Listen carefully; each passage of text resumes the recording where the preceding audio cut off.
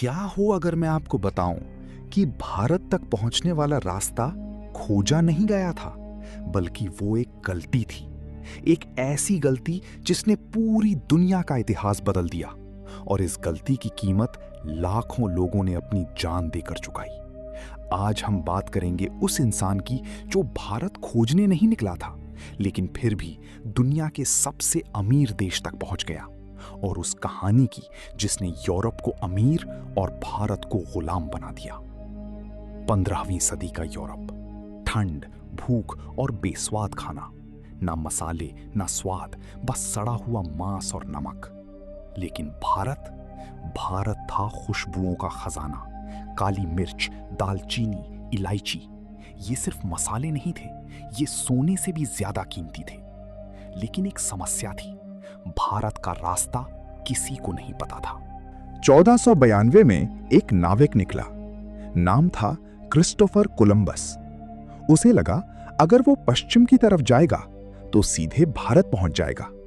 लेकिन उसे नहीं पता था कि उसके रास्ते में एक पूरी नई दुनिया छिपी है। महीनों तक समंदर में भटकने के बाद जब जमीन दिखी तो उसने सोचा मैं भारत पहुंच गया। लेकिन सच्चाई ये थी, वो अमेरिका था। कोलंबस की इस गलती ने यूरोप को एक बात समझा दी, समंदर के रास्ते नई दुनिया मिल सकती है। अब असली रेस शुरू हुई, और इस रेस में आगे निकला वास्को डी गामा।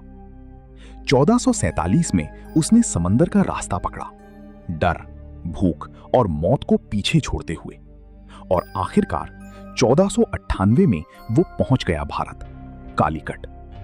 लेकिन जो उसने देखा वो उसकी सोच से कहीं ज्यादा बड़ा था। भारत कोई गरीब देश नहीं था, बल्कि दुनिया का सबसे अमीर व्यापारिक केंद्र था। यहां के बाजार सोने, मसालों और रेशम से भरे हुए थे। दुनिया भर के व्यापारी पहले से ही यहां व्यापार कर रहे थे। यानी भारत को खोजा नहीं गया था, भारत पहले से ही दुनिया का केंद्र था। लेकिन यहीं से शुरू हुआ लालच का खेल। यूरोप ने सोचा अगर व्यापार इतना फायदेमंद है तो राज क्यों ना करें।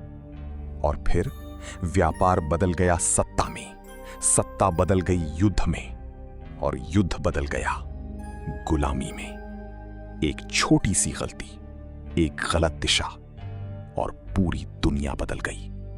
लेकिन याद रखना, भारत कोई खोज नहीं है, भारत एक पहचान है जिसे ना कोई खींच सकता है, ना कोई मिटा सकता है।